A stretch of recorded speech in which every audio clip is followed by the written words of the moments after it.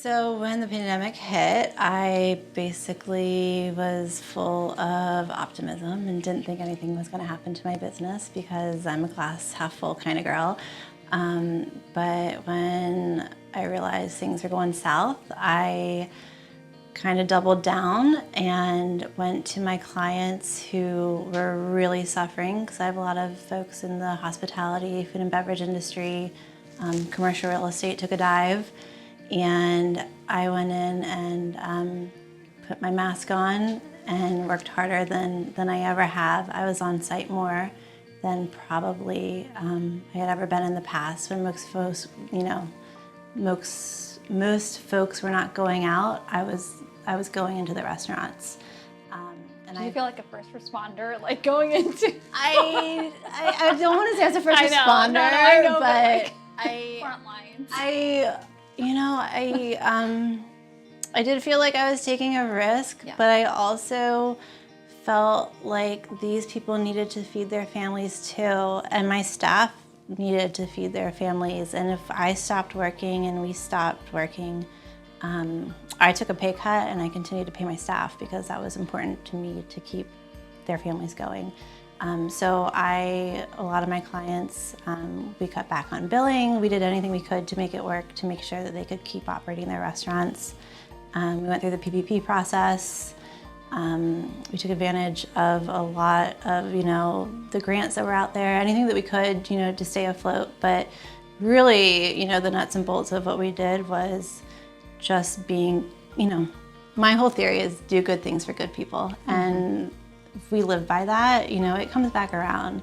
Yeah. And none of our clients left us. We stayed in touch. We became more present, and we're still present today. So we've actually grown. Our business has picked up, and we're doing more business now than we were pre-COVID. That's amazing. Okay, so how? I mean, obviously you were there for your clients. You were more present. You helped your clients more because you knew they needed the additional help, even though probably most of them they cut back in terms of what they were paying. Right. So that's one thing, is you still showed up even though everybody was hurting. Like, what are some other things that you did? Because I know of a specific campaign that you launched so that you were, not you, but you were putting other people like out there. So my theory during COVID was, if you don't stay relevant, that's going to be the end of you. And so I imagine marketing like a water wheel.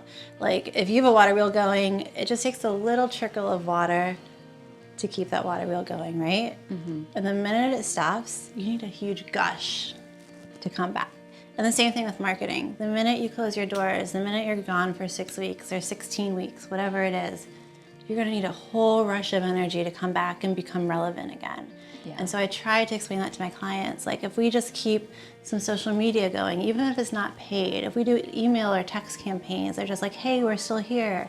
Hey, check out this new offering. It's a limited menu, but we still have a menu. Or we're open for dinner, not lunch every day, but we're still open. But we're still here. And these are our smiling, happy faces behind these masks, right? Yeah. But we're still here and we're present. And it's just being relevant, being part of the community, building that community focus, and just staying, having some kind of campaign is better than no campaign at all. So. But you did something for the community as well, for local businesses, the Loud and Strong. Oh, I did do that. You did do that. I did do that, yeah. And it was helpful and it was loved by so many. So tell me about that. I did and do what that. Inspired that? So I started Loud and Strong just on my couch one night. It's how most of my ideas start. But I was learning all these stories of small business owners, mostly complaints. And a lot of times I think folks, when you hear stories like from PR, you want to hear the human interest part of a story, right? But how can you spin that in a PR sense and make it a positive? Yeah. So I was like, let's take these stories and make them into a strength. So tell me your weakness, but how are we going to come out of it, and what are you doing that's beneficial? So this Loud and Strong campaign was like, yes, I struggled, but I'm now able to do this. So I actually learned so much about small business owners. I learned about businesses that I didn't even know existed in Loudoun County.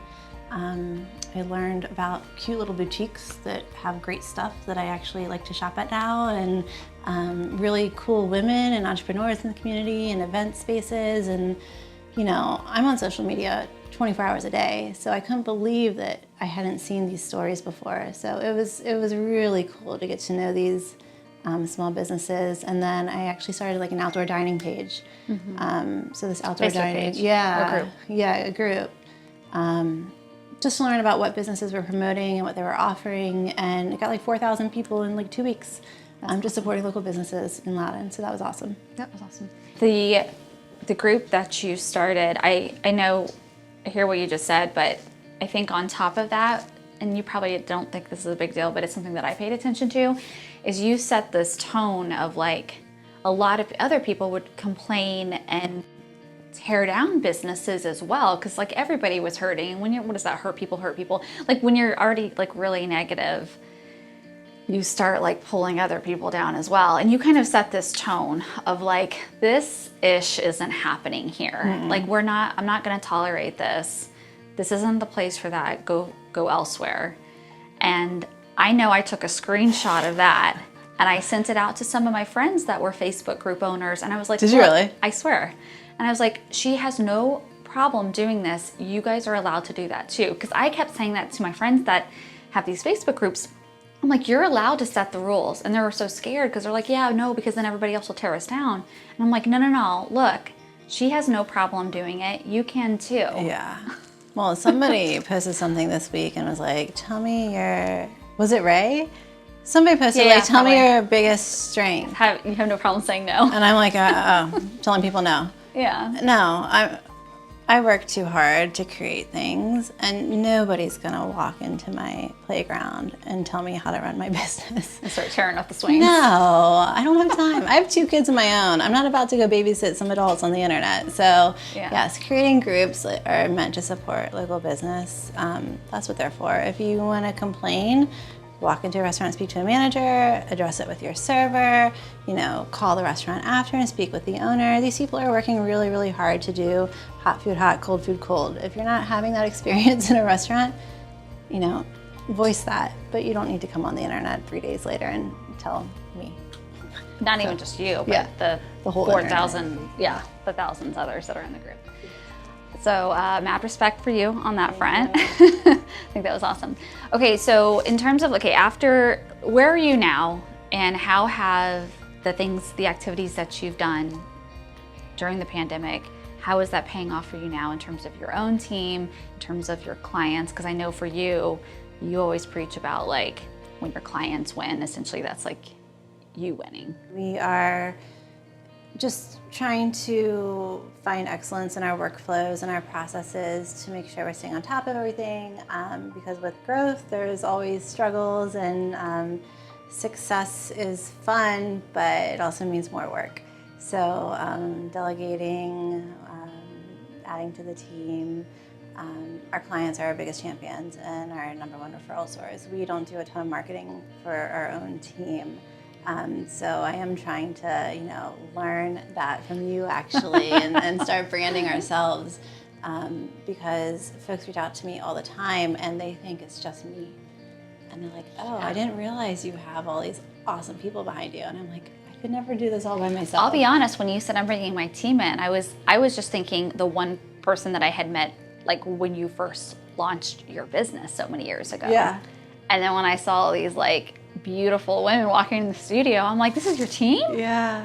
Yeah, I usually I didn't even know that. 3 or 4 interns every summer that work with me and just run Instagram stories for my clients and go on site and, meet the chefs and meet the business owners. And we're in a lot of different verticals. So, not everybody knows GovCon, that knows accounting, that knows professional services or hospitality. So, learning all those different landscapes, it's been growth, and growth is great, but it comes with challenges. So just managing those challenges and learning teamwork and functionality between folks, and finding excellence in the workplace it's a challenge every day, but it's also awesome.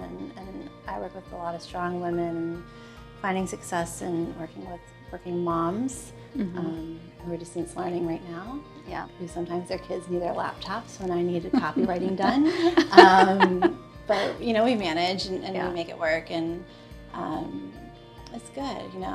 I've been able to hire really cool women who want to. I love working moms. I have 2 awesome folks on my team who were lead executives at companies, and they decided to pull back and have families of their own, and now they are doing really high level execution, copywriting, marketing material, really high level stuff, totally behind the scenes for large firms, and it's really cool to see that they're keeping their resumes up. Yeah. And they're still able to raise a family, challenging and bring home a paycheck for themselves, and, challenging themselves, and they feel like they're an active part of the workforce, and that's really rewarding for me.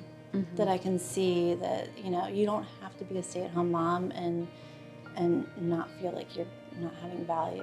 They're still really wicked smart girls, and that's cool.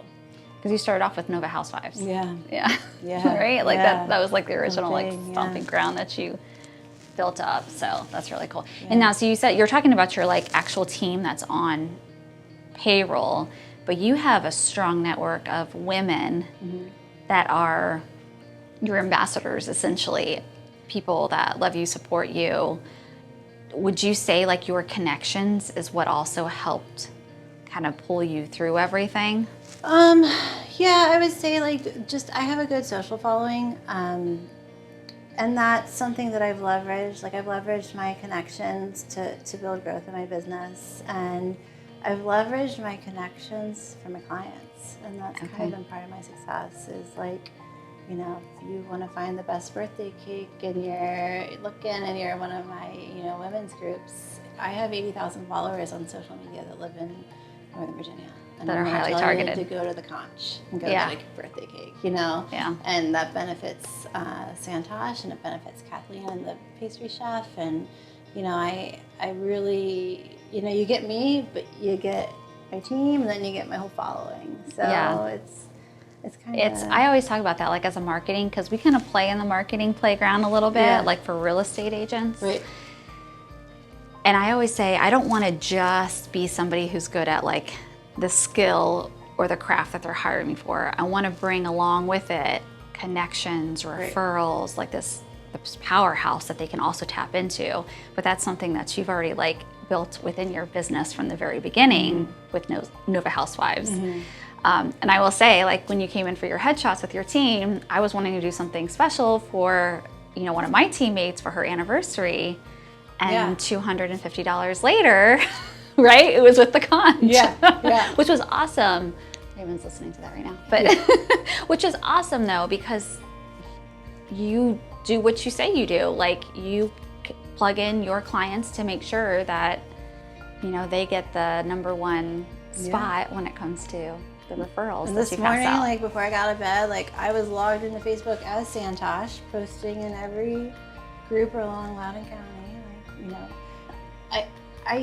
We talked about having personality behind a brand. Yeah. I log in as the chefs, and I think a lot of marketing companies just take photos of food and then they post and oh, here's a stock photo of people having brunch in a restaurant. Well, no, I'm hey, I'm the chef and owner of the conch. Come see me. Here's my cocktail of the day. Da, da, da. Yeah. And not only that, but Santosh loves it. Yeah. Because you can channel your inner Santosh. I wish I could do what he does, but it's just great feedback, because then you see the community's engagement. They do love the product, they do love the brand, but they love him. Yeah. And that's important to see. And he is a leader in this community and a mentor to young chefs. And putting that out there and making sure that it's known is awesome. Because when you see, I can validate him all day. Yeah. And his staff can validate him. But when the community validates a client, that's success. Yeah. Well, Stephanie said that it was the best experience she's ever had. She was oh my God, thank you. So your client helped me look good. Good. So. There you go. That's a win. Yeah, that's a win for sure. That's awesome. Yeah. Okay. So in terms of wrapping it up, if you were talking to a business owner and they were wanting to learn one specific thing. Maybe they're not in the place they want to be after the pandemic. What's something, like, what's the best tip that you can give or strategy that you can give them that they could go and implement today over the next however many weeks, months? If I could give one tip to somebody, it would be to dedicate time to your craft. So if you are truly invested in enhancing your business's presence, whether it's online, if it is like in an e-commerce business, whatever you're looking to do, if you want folks to know about it, take time to show people. So invest in photography, videography, go live, spend an hour every morning posting in a Facebook group and letting people know. Create your own group about your brand, right? I believe in groups and then paid ads more than I believe in pages right now. Creating groups has been really successful for me in terms of leveraging my followers and users towards brands, products, personalities, whatever it is. Even on LinkedIn, the same thing. Paid ads on LinkedIn are very, very, very costly, but building groups around a solution, accounting problems, DCAA compliance, if you're in the government's, realm. So finding what are people searching for, how do I solve a problem? Like when you're thinking in terms of SEO. So think that way, like how are people searching, and then build content around that. So if you can find a way to maximize yourself in content creation, whether it's photography, videography, SEO, somehow, but just, show your craft, and you can do that online really easily because folks might not be coming out of their houses for a little bit of time. So when are you going to teach this class? It's going to be a long class. That's awesome. It'll be a college course. I was going to say, yeah, now you've got a deep level of knowledge. I do. And I walked into a business yesterday. This is a franchise, and they wanted to hire me. I was like, well, show me what you got from your corporate. Mm-hmm. It's a very, very, very well-known nationwide. And their social media accounts weren't set up properly. And I was like, well, you could just do this, X, this, Y, this, and and this. Z, And I got on their computer, and she was like, Andrea, I'm paying like Your jaw hit the floor. 7% of my business every month to this guy marketing. at corporate to set this up right. I don't know what to say. It's like you could run the world on just a few tips, but yeah, I know. You've shared some awesome tips with me that I won't share right now because they're your tips that Yeah. I've implemented within my business. Yeah, Instagram growth. But you're awesome. Thank you. Thank you. I try. Thanks for joining me today. You're welcome. And I know people that are going to watch this are going to be reaching out to you for some of your little master tips. Yeah, So. I'll give you a couple later. There we go. Yeah. Thank you. Thanks.